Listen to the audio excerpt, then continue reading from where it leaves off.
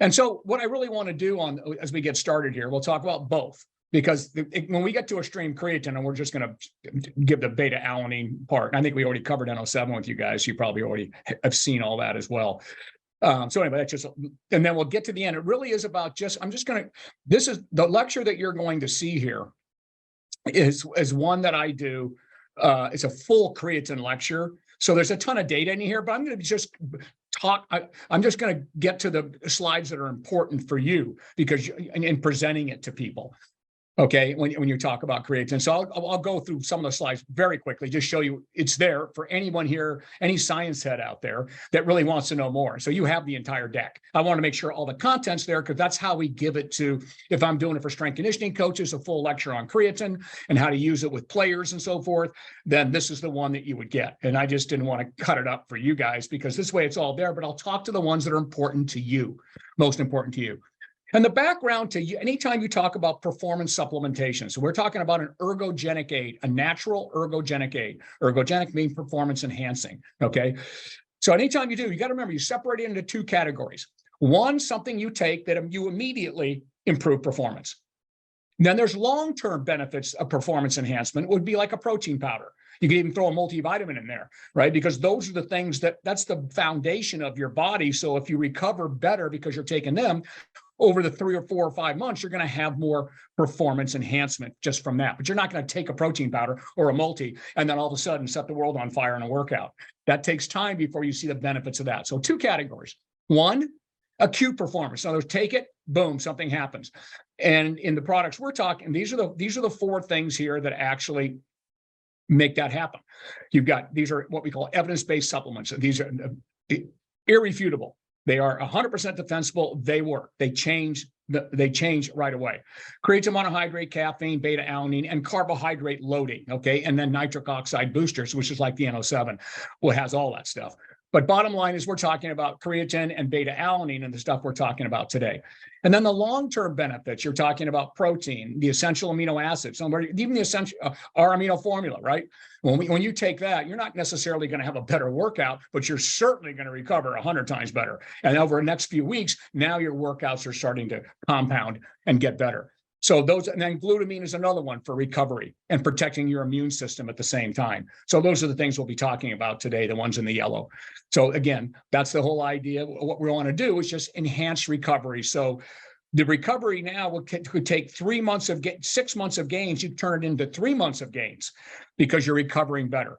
But these are this is all about getting a better workout, so you have greater adaptation to the workout. So that's what it all comes down to. So this is what we always like to say. The goal is greater and prolonged accrual of gains as opposed to non-supplemented state that translates to whoever you're working with field of play, whether it be a football player, baseball player, or anybody else that's using it, or anybody doing anything all the way around. Okay, so let's take a look at it. Beyond baseline, of course, and you guys remember what baseline is. So, and again, I always like to put this out there.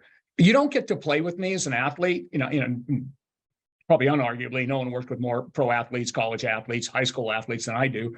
I won't even have a conversation with them unless they're taking a complete multi and they're getting their protein before and after a workout and getting a gram per pound of lean body mass of protein. There's no point putting creatine on that. That's like putting a blower motor on your Volkswagen or something. It doesn't make any sense whatsoever. Something bad's going to happen to the foundation.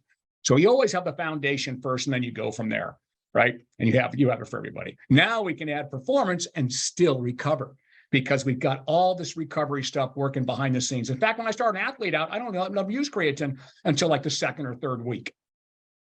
All right, so let's get into it here. Real simple. And the things in red are really the only things we're going to talk about, because I want to save a good 30 minutes at the end of this thing for you guys to hang out and really ask questions about positioning all the way around. Even though they're probably answered in here, you might have your own. All right, so bottom line is what we're trying to do with increase muscle levels of creatine and speed the regeneration of creatine phosphate beyond what you can do with diet alone. Obviously, you couldn't get 5 or 10 grams of creatine from diet. You'd have to eat about 20 pounds of red meat every few hours in order to get that. So we just extract that through all the other stuff we don't want, because creatine is that energy source that you use in the first 10 seconds, 15 seconds of explosiveness. So sprinting, jumping, weightlifting, and those things would carry over to a specific activity. So you're better at football, you're better at lacrosse, you're better at basketball, whatever you might be using it for. That's the whole idea of improving all of these things, because that's your immediate energy system, and it's fueled by creatine phosphate. And of course, creatine is the donor.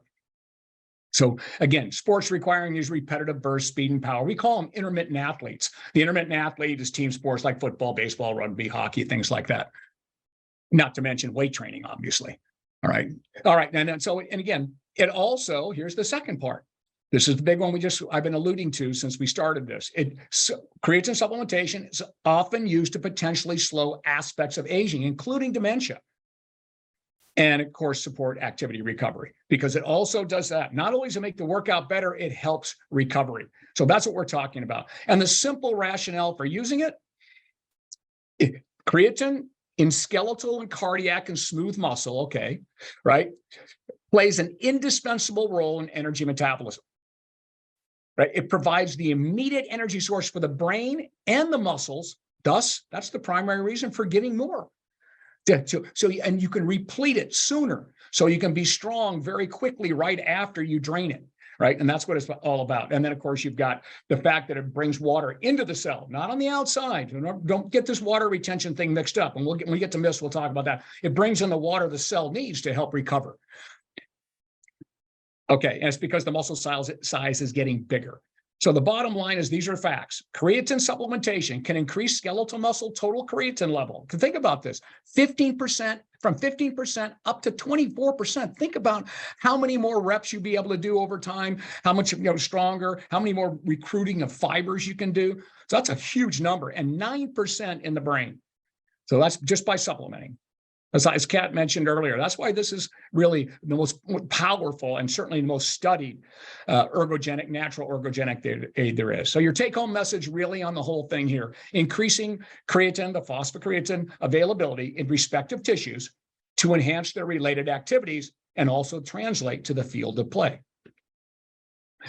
All right. So again, mechanisms for hypertrophy. Yes, and I'm just gonna quickly go through this because there's a summary at the bottom of this. But the bottom line is, obviously, we increase the intracellular levels, allowing higher levels of ATP. We got that. So you got a better workout over time. It's going to give you better gains over time.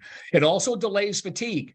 Remember that. Now, buffers lactate by a different method than beta-alanine, which is really significant. All right. So it buffers lactate, so you can go longer also. It also increases growth hormone. And it reduces that nasty hormone that every bodybuilder in the world hates, the one that tells your muscle not to get too big. That's myostatin. So it can actually lead to a reduction of myostatin. So those are some of the things there. And then the bottom line is creatine supplementation increases the metabolic capacity of the target tissues. In other words, everything's better. In other words, the capability of muscles to contract more powerfully, longer, and possibly heal faster. Okay, boom. And yes, it works. I put some numbers in here. I have to do this for the lectures I do. What we call effect size. Effect size tells you how much effect something has compared to a placebo. And all of these are versus placebo. So you look at some crazy numbers here. When you look at body composition and performance, these are over about 12 weeks. Most of them are 12-week studies. 7.5% improvement from baseline versus placebo, of only a 4.3. I mean, that's the difference between first and dead last place in anything that you're doing, right? Chest press. This is the biggest one. You find upper body strength is what really creatine affects far more than anything else. That's where it works the best. And then other studies for hypertrophy or muscle size, you've got this here, 1 to 6 pound increases over placebo. That means everything's even except the supplement. One's a phony supplement, the other one's creatine. You see numbers like that. That's crazy, all of it. And then demonstrates performance in lean mass in older male and female clients. And there's no problems with kidneys. That's a wives' tale. We'll get to that. Bottom line, it works to improve performance in specific activities and hypertrophy outcomes. Quality workouts for compounding results. So I put a typical, here's a portrait of a typical creatine results, right? Using standard dosing protocol. So here, you look at this now. Look at the strength increase. And I think this was a 10-week study. This was a big seminal study here, because this one here, everyone used a protein carbohydrate supplement and protein only, and protein carbohydrate with creatine. And look at the results here, right? You got the strength here. Obviously, the creatine, protein, and carbohydrate is in the white. This is protein only here, so that takes that out of the equation. And then here's protein and carbohydrate.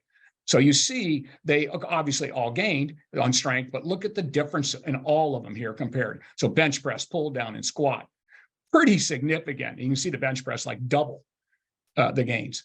Okay, now look over here on the differences in body mass.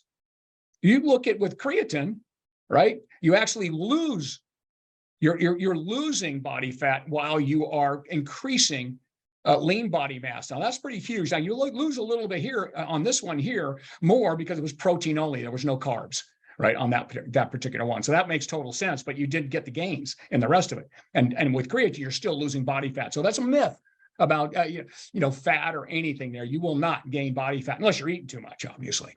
And then the final one, muscle size. You take a look at that. So look at this. I mean, all the way across the board, your type 2X fibers, your type 2A fibers, and your type 1 fibers. Even the type 1 fibers hypertrophied.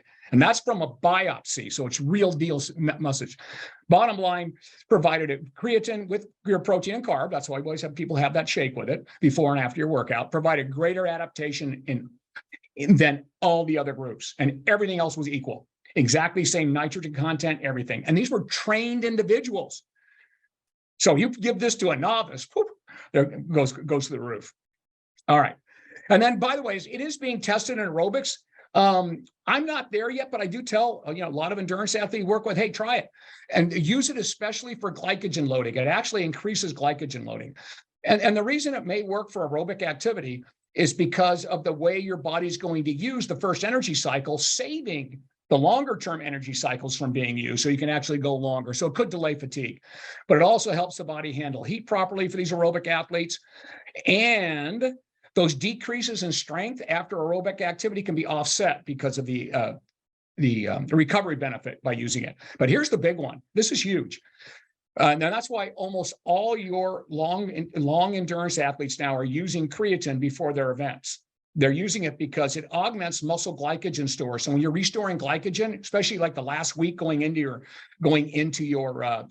your competition, supplementation, when you included creatine, increased 82% more glycogen stores, right, in the creatine group versus not using it. And that's huge for an endurance athlete. So I just wanted to put this in here for you.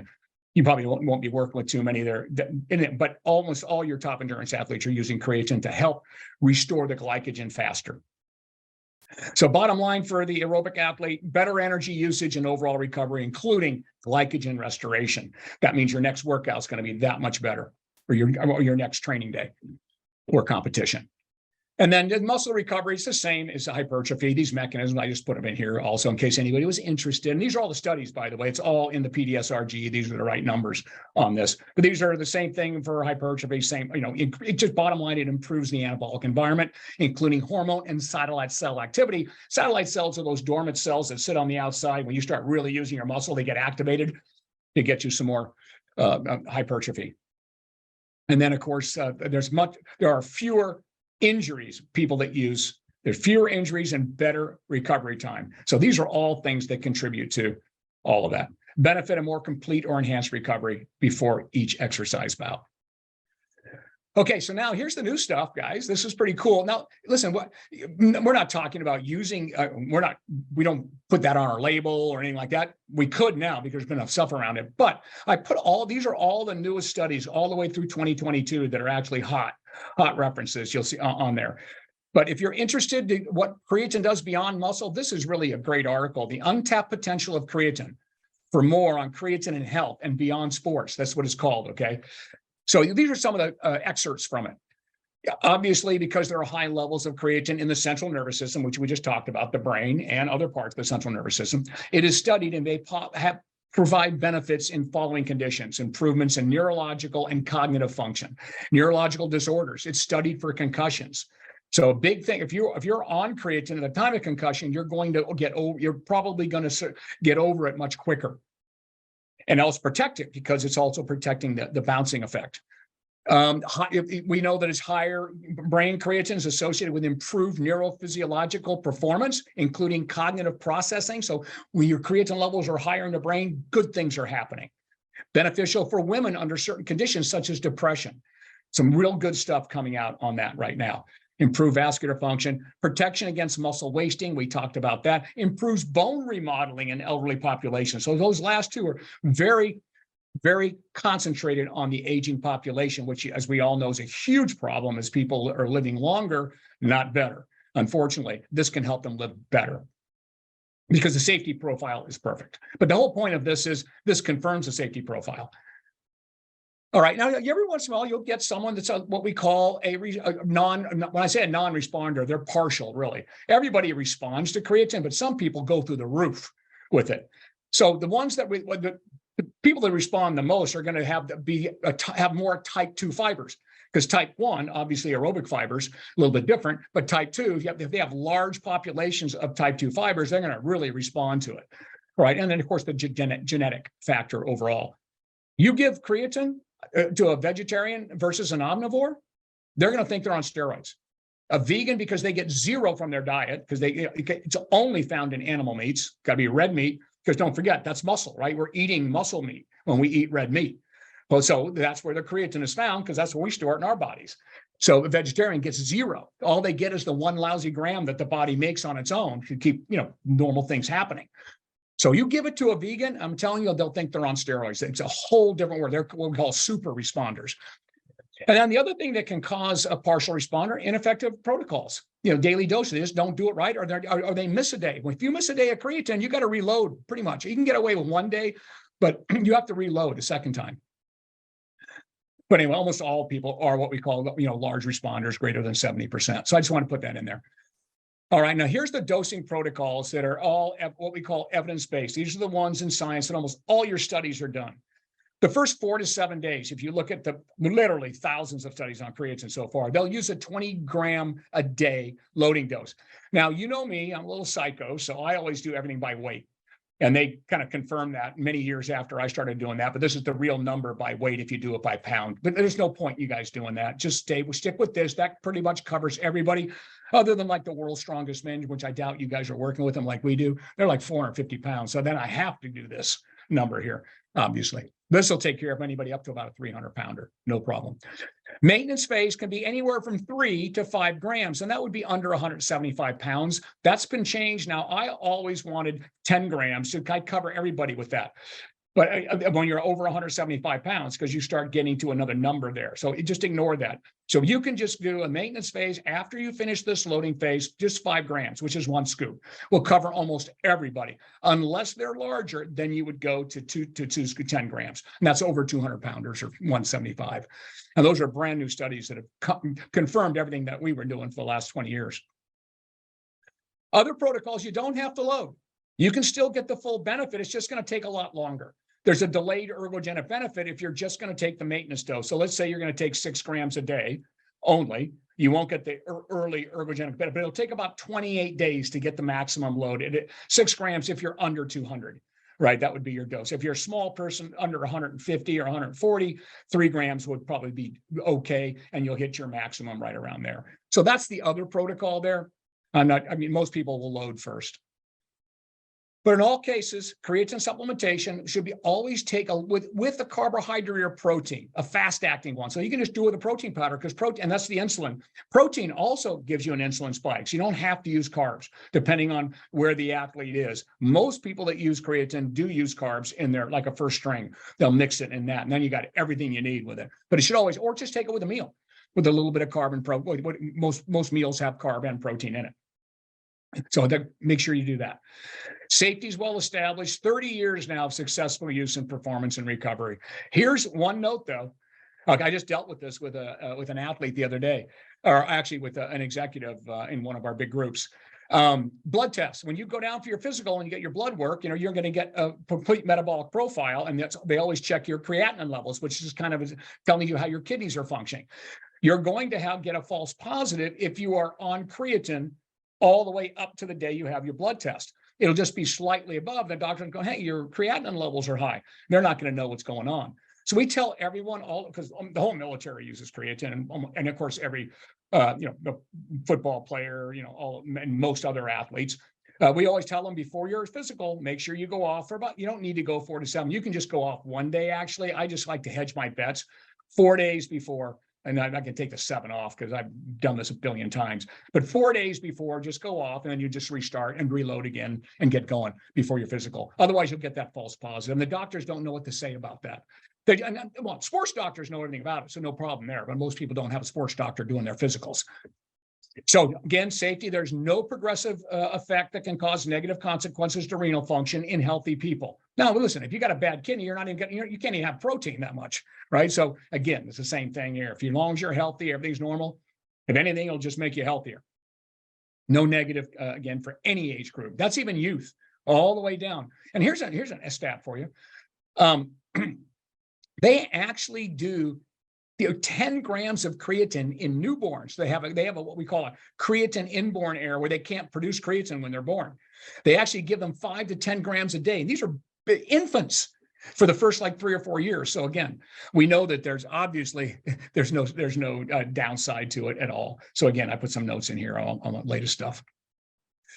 Common myths. I just want to get these out. I got a whole list of them here at the backside because those are the most important things I want you to know. But common myths is long-term use muscle cramps, water, and injury. This is, there's some, these are just, for some reason, these myths will hang on from the early 90s when creatine was first discovered because it worked so well, people were just looking for something wrong with it. And, bottom line, it's exactly the opposite. So let's look at it for muscle cramps and dehydration. It actually and obviously improves hydration. Okay. But it also reduces muscle cramps in athletes by 60% compared to not using creatine. And the thing about it does increase your total body water, right? So, but it can reduce your sweat rate too, lower core temperature, all these things. It improves hydration and thermal regulation in exercisers and heat.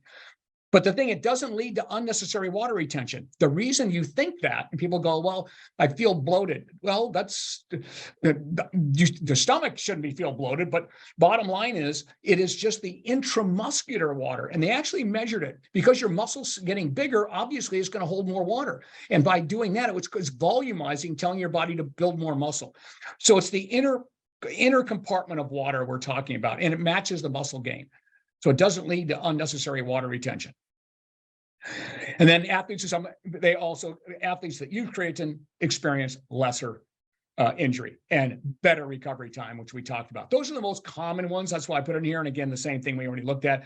There is no doubt. There is no effects on the kidney and liver health. So there's your common myths debunked all there with real studies on it all. But let's go to this one here, because I don't need to tell you, this is the first question I get, from everybody, especially high school players and so forth. So again, there are all kinds of new studies going on with kids as young as 11 and 12-year-old soccer players and everything, right? And it offers health benefits and clinical therapy for an affected youth population. So we know it's completely safe. It's just that, I just have my own way of dealing with that because, this litigious world you live in, and, you never know what, how parents are thinking. But bottom line is 4 to 8 grams up to 3 years is safely used as therapy for all types of kids with neuromuscular disorders. So we know it's safe. There's no question about that. But here's our position. Hey, we just go like this. Because there's not a whole lot of data out there, and which is kind of an excuse because there's a ton of emerging with kids now. We only recommend it to what we call super, which is actual definition of super post-pubescent athlete. So an athlete that's, usually, boys end up, out of puberty somewhere around 16 and girls around 14. So those would be right there if they are, somewhere in that age and they're a super athlete, which means they are slotted to go to a Division I school or a full scholarship on a Division I. That's when you get into the category of a super athlete. They're treated differently. Same thing with gymnasts, Olympic hopefuls that we work with. They become super athletes at a young age. And then, yes, we just go with the parent. And the parents always say, yes, of course.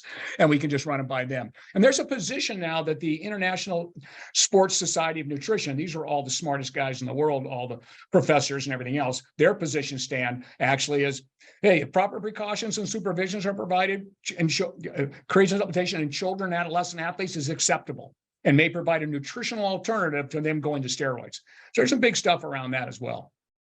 And any of you that are interested in the safety of creatine in active adolescent and youth, bingo, there's a new study that just came out. I think it's 2021. Good stuff on that. So it's definitely going to be, you see it all the time in high school, of course, and it's perfectly safe. I just cover my ass because we own, multi-million, $100 million businesses. And so it's just litigious world. When it comes to kids, everything's a little different. Okay, but I wouldn't let my kid play football without it. That's for sure, because of recovery time and everything else. All right, other forms of creatine, don't bother with them. I listed them down here. The reason people look for new forms are so we can use less dosage. But don't bother. I put them down here, some of the ones you see, because these are questions we get constantly. What about creatine malate? What about, what about the ester forms of creatine and creatine gluconate? Some of these new ones, creatine orate, or pyruvate, any of these, right? And then the new one out there, guanidinic acetic acid, all right, which is a precursor to creatine. So that maybe someday we might find some, but at the end of the day, the other forms are just basically marketing spins. The vast majority of your thousands of studies are all with creatine monohydrate. The other ones didn't fare nearly as well. Yours is special. We ran out of this though, so I'm just going to quickly go through. I didn't want to take the slide out for today. The current creatine, well, actually a new creatine is right behind it, so you might be getting it all. It has Creapure back in it. Germany completely ran out not just during COVID. We just were lucky to have a big enough supply to last us for 2 years over that. Everyone was trying to buy it from us because we had got a ton of it at that time lined up to come once it was made. No one else could get it except us out of Germany. But, and it's a very clean, everybody else gets it from China. And China, of course, they had all the problems from COVID, so no one could get it. We were like the only supplier around. But the bottom line is, it's just a cleaner one. And I got some stuff in here. This is, some in here. This is Creapure versus others. And you can see that unmeasurable amounts of just the processing impurities. When you process creatine to get it out, like they do in other areas, you've got, some of these little tiny bits of, they're not toxic, but they are just some things that you don't want in your creatine. So you end up with a really cool, clean creatine. And if you're going to use it for a lifetime, you want it to be clean. So that's the advantage of Creapure. But we did run out. But guess what? The actual source we got right now also clears NSF, right? So we know that it's equally as good, and the heavy metals are not in there because NSF tests for that low. So you're good with either one as far as that, what we're using now. But we will have Creapure back. We get some great bragging rights with that. Bottom line, punchline, it's clean and less, maybe more. All right, just a real quick summary. I put a pretty cool slide here that summarizes it all.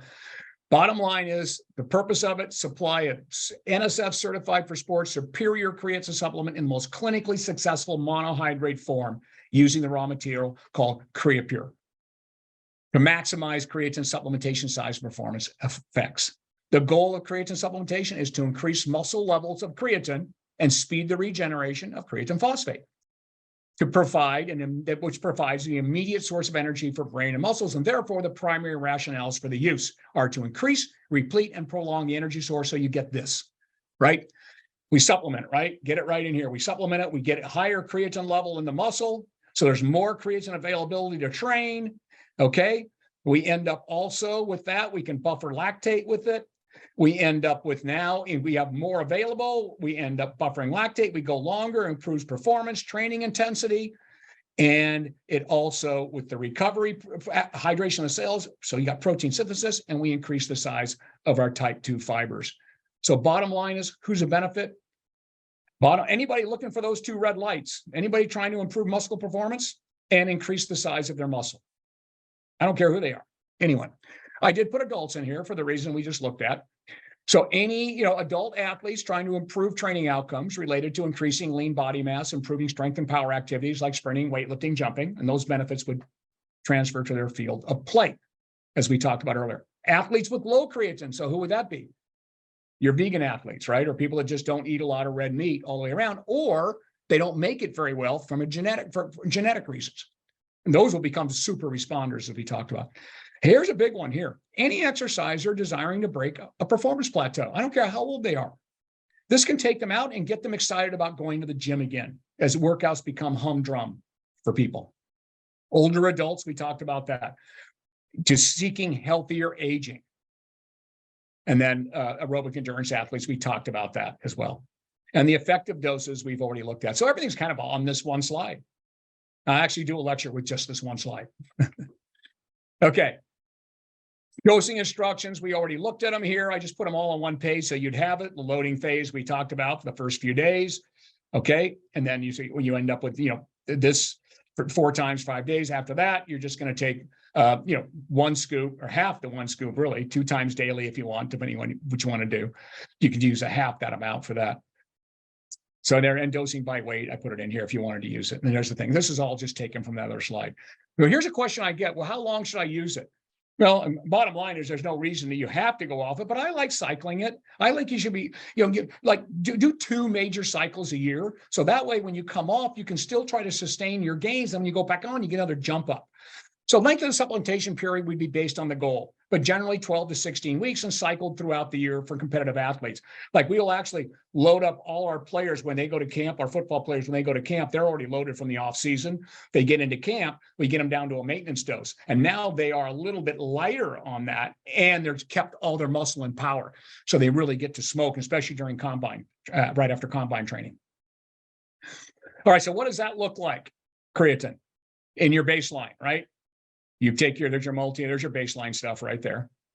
There's your creatine loading. So it's all written out. See, we have to do this. The reason I put this in here, Kat and I have to do this for the celebrity or athletes that we work with, because it goes straight to their strength conditioning coaches, it goes to their agents, and it goes to attorneys and so forth. So all these links are hot for them, but we have to spell it out to a T. So I just put them in here for you. Bottom line is there's your loading and the maintenance. If you're under 175, you can cut the daily maintenance in half because we have everybody using 2 scoops for maintenance. You can cut it down to 1 scoop if you're 175. So we already talked about all that, but I just put it all in one little thing for you. And this is the same thing here with the loading, and this is with protein stacking. All right, unique features of your creatine versus anyone else's. We already know that, the CreaPure, right? At least it will be back to CreaPure again.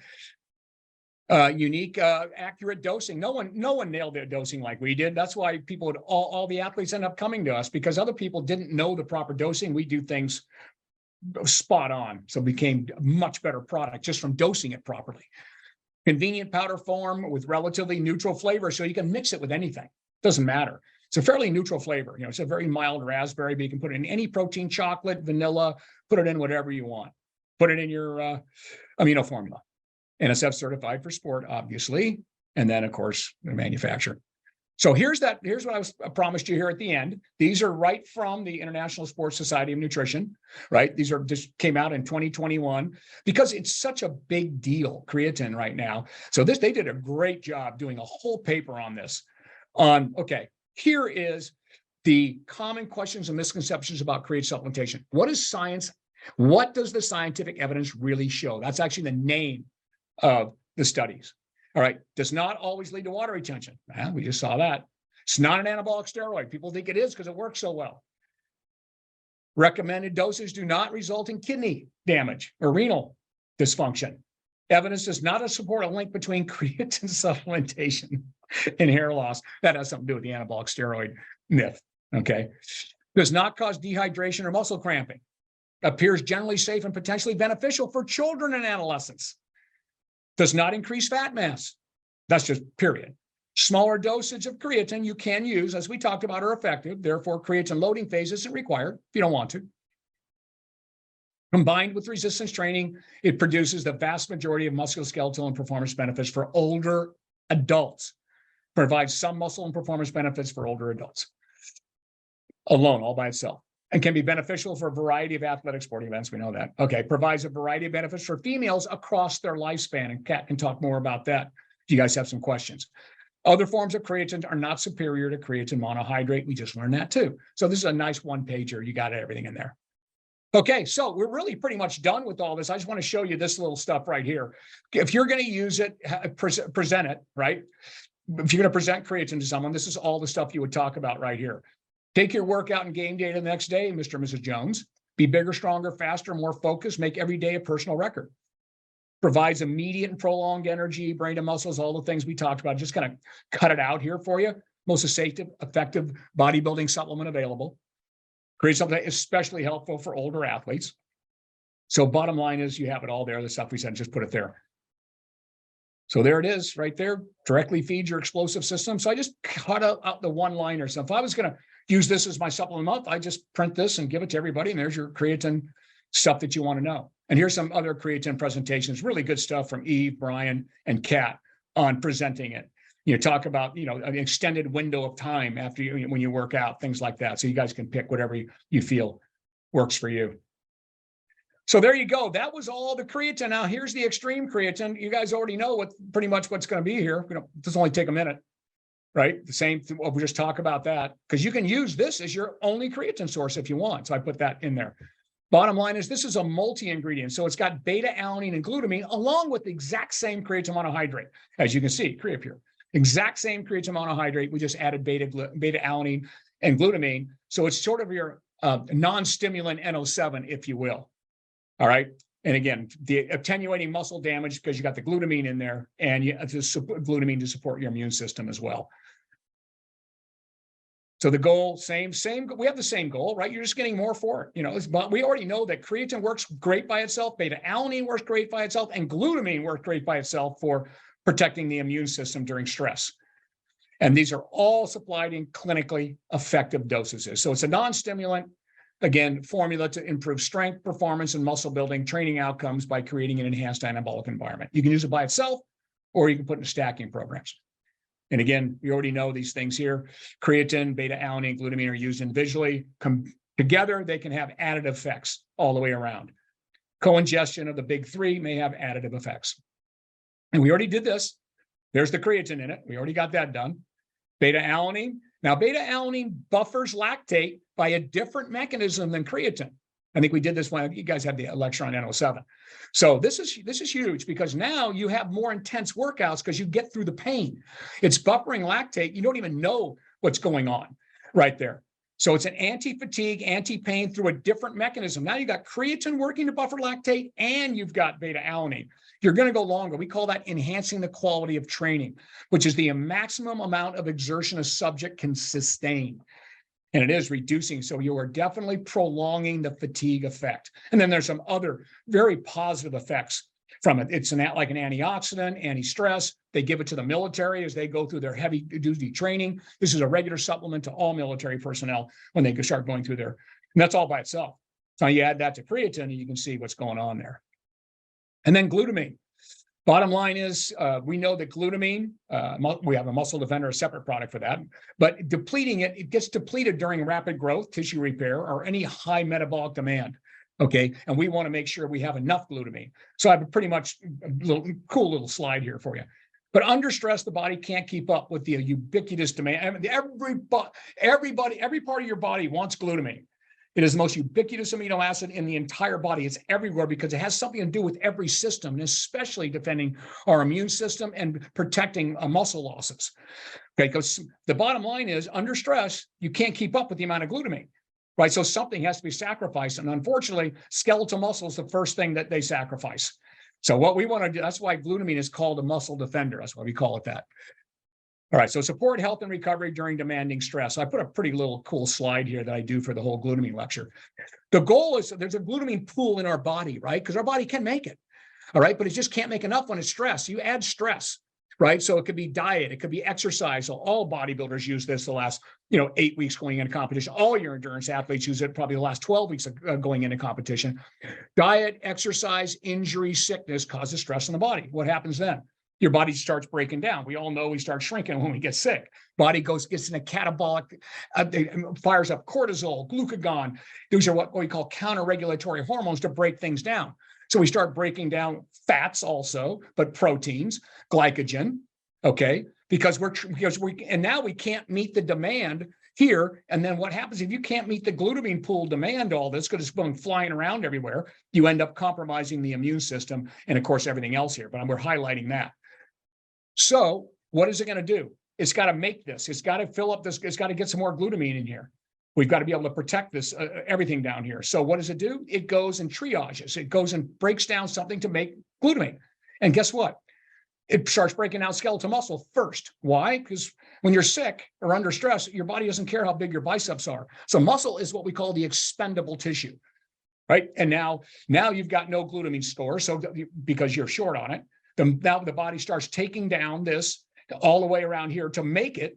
So it's got to start making glutamine to get into the pool to be able to support your immune system. So skeletal muscle is being sacrificed to get glutamine to support your immune system. So that's just the evolutionary part of the body and how that works.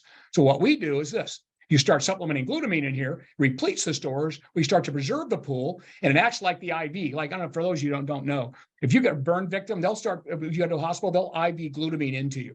So we're basically doing it orally, obviously. We're not going to do it in IV. And then guess what? We can actually block the breakdown now. We don't need it because we're coming in that way. So that's just kind of a cool little slide that shows it all. So the goal is to increase the body's glutamine so there's enough and more to go around as needed to support immunity while defending muscle and performance gains. So I just put that over here. So those are the mechanisms of actions. We don't need to go over it. We kind of talked about it. But if anybody's interested in the mechanisms of action, that's a whole nother lecture there. But this is a good slide that has all that. Bottom line, there it is. So there you have it. Rationale for this thing is better, stronger training justifies greater recovery, which is why glutamine's in there. And of course, if you combine beta alanine and creatine, you're going to have better, stronger workouts. So we're kind of talking it as all by itself.